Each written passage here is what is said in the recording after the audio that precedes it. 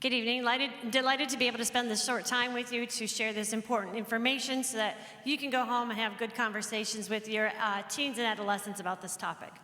So we're going to talk about risk factors versus protective factors, the brain and substance use, vaping and nicotine, as well as THC vaping, the law and next steps. So it's a lot of stuff going really quickly through this program here.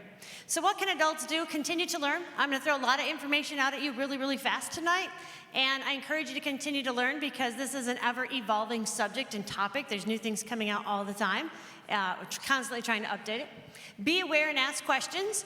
You know, our youth are really the experts on this. They know exactly what's going on in their schools and among their friends. And usually I find out that you can talk to a youth if they don't feel like they're going to be accused of anything or get in trouble for anything. They're usually pretty happy to share with you what they know. So asking questions.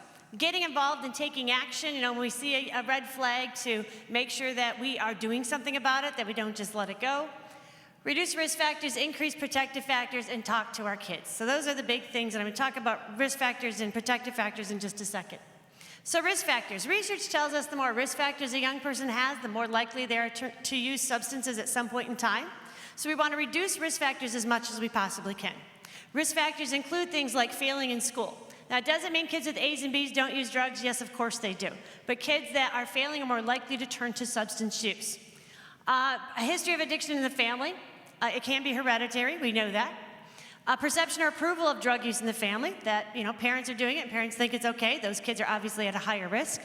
A lack of attachment or nurturing, where a kid doesn't feel that they have a grown-up that has their back. A lack of coping skills, where kids don't know how to deal with the disappointments in life. They don't know how to deal with frustration or a breakup or a pet dying or something happening that's tragic. They don't have the coping skills. So if they don't have coping skills, they're more likely to turn to substances. A lack of support system where a kid doesn't feel they know who they can turn to for help. They don't feel that they have that support system. And ineffective supervision. So parents that don't know their kids' friends, they don't know the parents of those friends, they don't know what's going on, they don't know the social media sites their kids are visiting, those kids are more at risk. In addition, we want to increase what we call the protective factors. Protective factors are our protective bubble around our kids. This is what helps prevent them from using substances, and we want to make this bubble as big as we can. It's not perfect, it's not impermeable, but we want to do everything we can to protect them. So things like strong and positive family bonds. Families that truly do sit down to dinner together with all electronics off, and we're having eye contact and conversation about our days and our lives. That's a protective factor. A success in school, or at least a strong bond with an institution of some sort, where a kid feels that they belong somewhere, that they are welcomed, that they are valued for who they are. A perception at home that it is not okay to be using drugs, that that's the one and only message that they are given all the time. There is no other message. And effective supervision. So parents that oversee their kids' activities, they're the biggest cheerleader, number one fan, they show up, they have the kids back, they're involved, and they have clear rules with expectations and consequences that are clearly enforced. One common misnomer out there is that being part of a religion or culture is a protective factor. It can be, but I have done this program with Muslim schools, with Jewish schools, with Christian schools, and kids in every range and culture and background use drugs. While we like to think that we protect them because they belong to a certain organization, that's not a perfect system. It can help, it can add to the layers of protection, but it doesn't make somebody impermeable. So we want to remember that. We want to increase the protective factors as much as we possibly can. So we're going to talk about having communication, again, being involved, clear rules, role modeling behavior we want, and helping our teens choose friends wisely. Usually substance use is introduced to teens from either an older sibling or a friend. So we want to make sure they're having the best friends possible, ones that are not going to introduce them to substance use. So let's talk about vaping specifically. This is vaping by the numbers. Left side's middle school, right side's high school. This is a number of kids who've self-reported they vaped in the last 30 days from the National Youth Tobacco Survey that's done every year. And we can see it's kind of gone up and down over the last 6 years. It was really high in 2019. That was right before COVID hit. And if you can recall, before COVID hit, that's all we heard on the news. It was in the newspapers, it was on TV, it was on the radio, people getting E. valley disease, people being hospitalized from vaping, people dying from vaping. It was everywhere. And then when COVID hit, it kind of like all disappeared. It got out of the news. And they still tried to gather data, even though kids were not in schools anymore, and it looked like it came down in the purple column 2020. 2021 looked like it came down some more, and then when they did the survey again this spring in 2022, it started to creep back up. So what does this mean? This means that we have 2.5 million middle and high school students who self-report they vaped in the last 30 days. So these are kids saying, yep, I'm doing this and I'm doing it on a regular basis. That's concerning when we have that many kids doing it. So what is vaping? Vaping is the use of an END unit, ENDS, electronic nicotine delivery system. These products were developed in China around 2004 and they came to the United States in around 2006. They exist to put nicotine into the human body. That is their primary goal. Now, the people who developed these products had extremely good intentions. They could see a world of people addicted to the chemical of nicotine, hundreds of thousands of people that were dying from cigarette smoking, so their goal was to help them. It was to give them a way to get their nicotine fix without the deadly chemicals from a cigarette. That was the plan behind it. So when vapes first came out, they looked like pipes, they looked like cigars, they looked like cigarettes, and then they made some tank models. This was, again, because that was the target audience, people who are already smoking, to get them to switch, to get them to quit.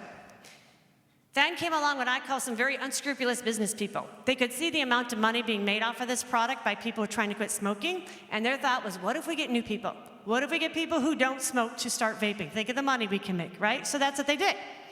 And they started to advertise to the younger generation, to teenagers and young adults, to get them to be using this product. They started to make it look romantic, to make it look fun, to make it look exciting and hip. And it finally caught up to them because Juul, one of the biggest advertisers of this, just had a court order mandate to pay $438 million for advertising to teenagers and young people to start vaping. So it's caught up to them, but it's done a lot of damage in the meantime because it really targeted that population, and that population really fell for this advertising. Along with the advertising, they have the flavors. There's over 7,000 vape flavors out in the market right now. And you ask someone trying to quit smoking who's using vape to try to do that, they don't need or want 7,000 vape flavors. This is all targeting our young people. Bright, flashy colors, fun, cool names. It's to get young people to vape. And then the apparatuses, they change those around to make them, again, look fun and hip and cool. They don't necessarily look like pipes and cigars anymore. They look like anything and everything to, again, entice young people. They really don't think young people are very smart, and oftentimes they're not when they're growing up and their brain's still developing. And so they really try to bring them in and pull them in and get them to use this product. They even have some newer things out where like fake things that look like everyday objects but are fake and are actually vape apparatuses. So like the watch is actually vape, the key fob's a vape, the lipstick's a vape, the sweatshirt or the hoodie had the tube going through the hood is actually a tube, it's not a string. So they can connect their vape to one end, stick it in the pocket in front, and chew on the other end and be vaping at the same time. So a lot of things they have out there to, again, entice young people. And just for comparison to cigarette smoking, these are some of the most popular vapes that our teens are using, the Juul, Puff Bar, Breeze Bar, and the Fuse. One of these contains the same amount of nicotine as an entire pack of cigarettes. So someone vapes one down, which is approximately 200 puffs-ish. That's the same amount of nicotine as a whole pack of cigarettes that they have used. And teenagers can go through one of these a day if they are addicted to nicotine and constantly using it.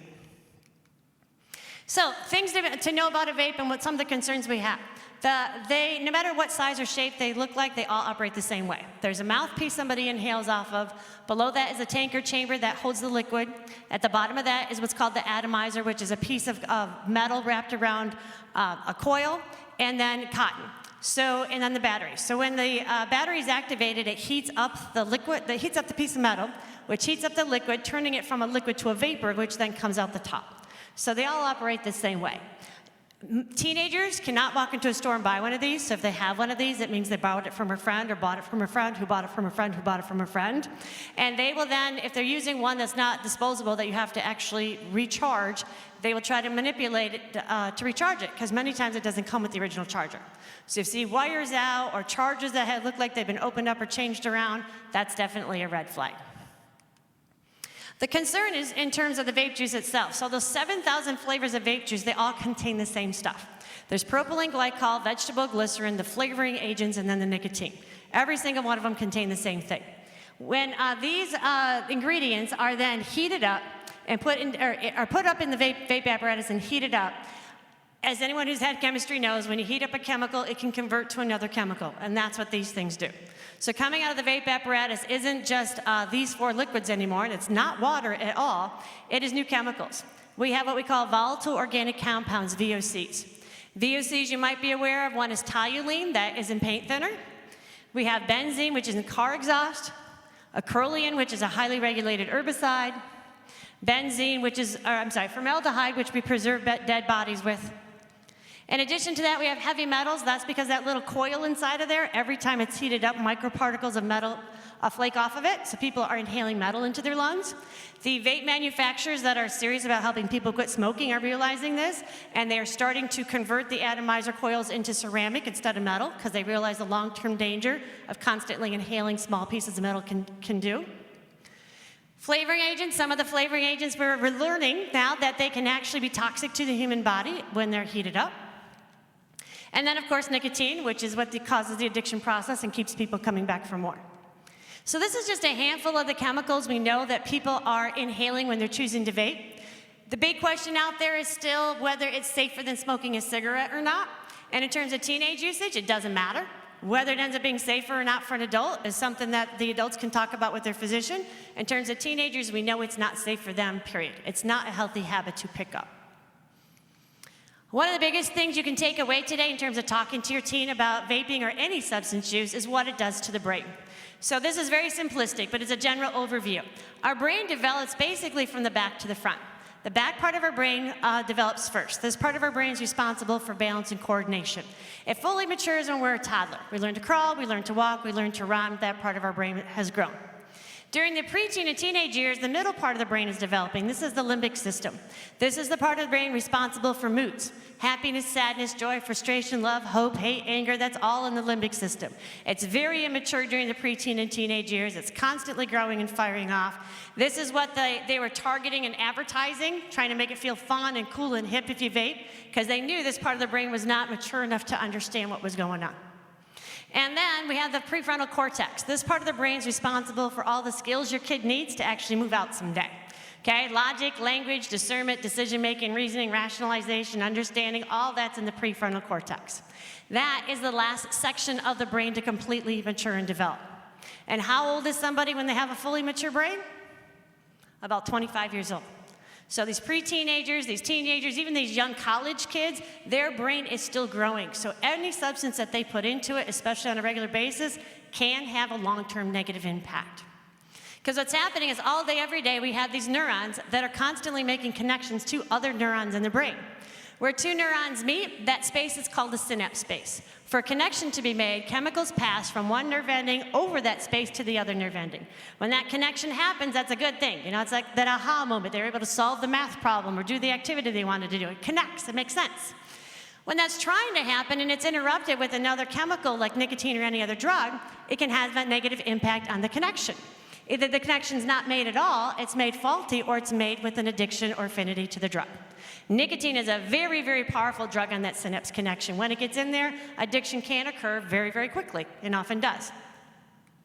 So instead of at 25 years old having this big, beautiful brain that all of us want every young person to have in the world today, those that engage in substance use during the preteen and teenage years, that prefrontal cortex may not completely develop.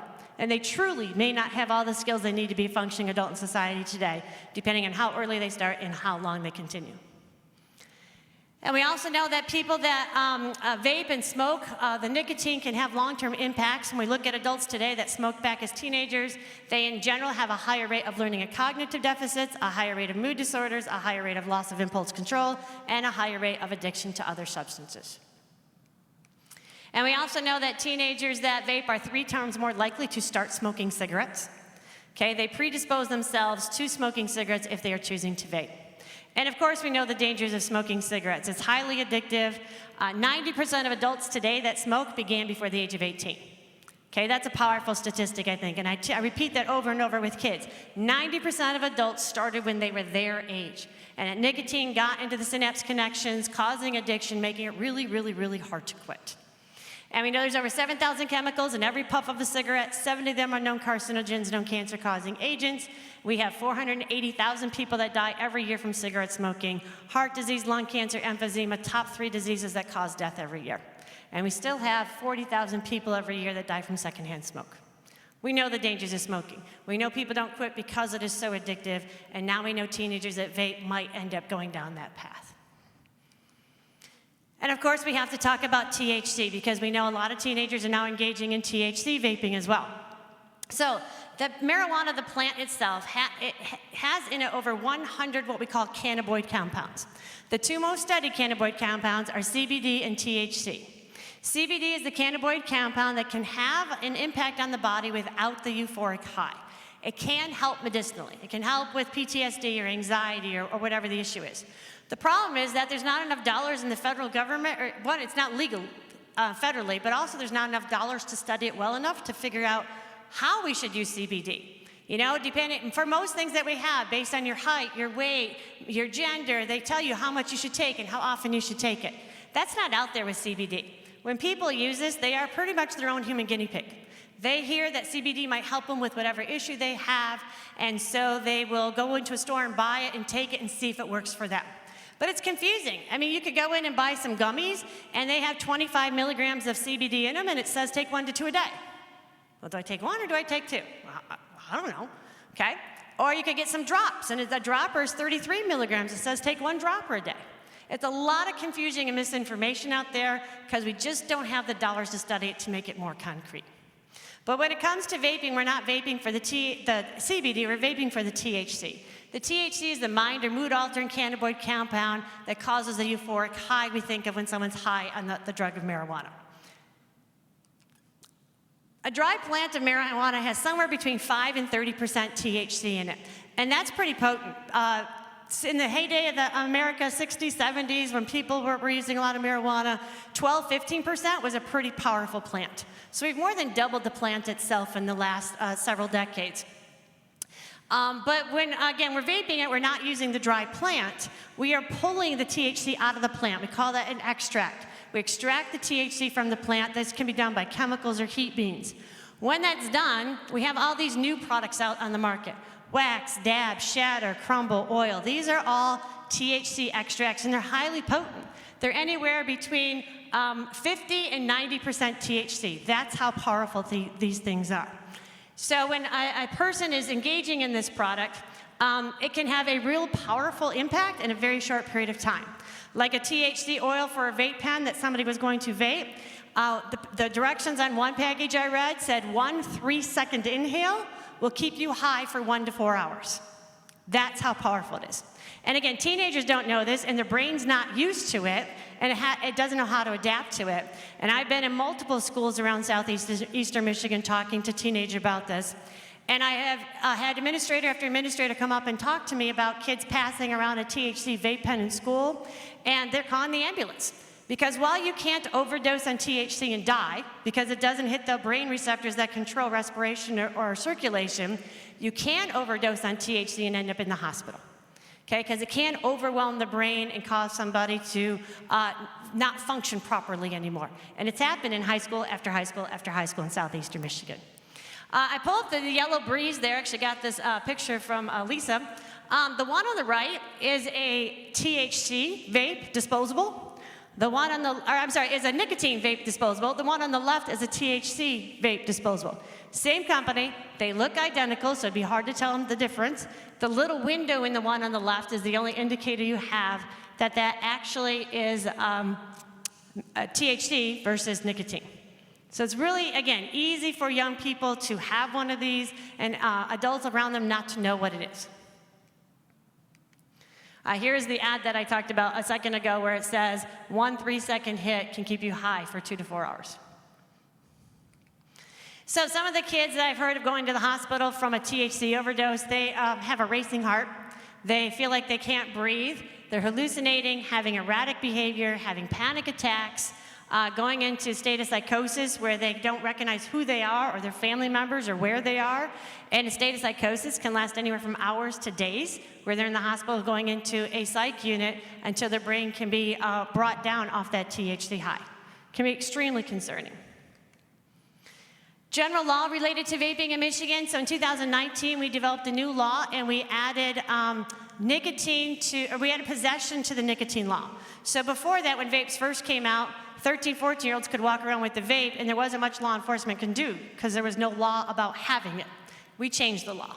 So now anyone under the age of 18 in the state of Michigan cannot purchase, attempt to purchase, possess, or attempt to possess a vape product. They can be cited by law enforcement. Federal law also changed around the same time, 2019, but they focused on the retailers, the stores. So stores cannot sell any tobacco product, vape, nicotine, chewing tobacco, cigars, to anyone under the age of 21. So they changed it the same as alcohol. All sales cannot go to anyone under the age of 21. And that's a federal law, so it's United States-wide. Couple things also to consider mentioning with your kids, minor possession, if they get caught, depending on where they get caught at, they could get ticketed by law enforcement. And in some places, and it's different in every city, in every jurisdiction, they have to go to a court and stand in front of a judge to be fined for the crime of having either vaping, whether it's THC or nicotine in their possession. Some places are more strict, some places are more loose, so it all depends on where they actually get caught, if they get caught. Job applications as well as college applications, more and more people are looking at social media sites. So reminding your kids about keeping their social media footprint clean and making sure that they do not post anything about vaping or drinking or doing anything that they shouldn't be doing, because it could come back to haunt them when they go to get a job or apply to college. Also, on college applications is the question, have you ever been suspended in school? And obviously, if kids bring something to school, get in trouble, get caught, get suspended, they have to explain that away on their college application. And cost. It's anywhere from $500 to $1,500 a year to vape, and that's just nicotine. Marijuana vaping is much more expensive than that. And as I tell kids when I do this presentation, if you have that kind of cash in your pocket, I know you have something better to do with it than turn it over to a drug company. Bottom line is more research is definitely needed. We need to find out more about the CBD and THC. We definitely know it's dangerous for the growing brain. It's definitely harmful to young people to engage in this product. So next steps for adults. Again, keep on learning as much as you can. I know I threw a lot of you in a very short period of time because we have two speakers, and I want to give our other speaker an adequate amount of time, and plus time for your questions. Also, increase those protective factors, reduce those risk factors. Act if you have a concern. There's a lot of things about why people don't act. If they do have a concern, they're like fearful, what will other people think, or, this is just normal teenage behavior, everybody does this. But if a teenager's on their way to the path of addiction, it's not normal teenage behavior, and really a family can't handle that themselves. They need outside support to be able to work with that. Follow up. I encourage you to have conversations with your kids. I really encourage you to go home and say, hey, I was at this presentation about vaping tonight. Tell me what you know about vaping. And see what they say again. Get their feedback. And then continually have a conversation about it. Well, who do you know that does it? Well, what do you think about it? Well, what if it was offered to you? Have those conversations over and over. Follow up. And then if you have a concern, get support.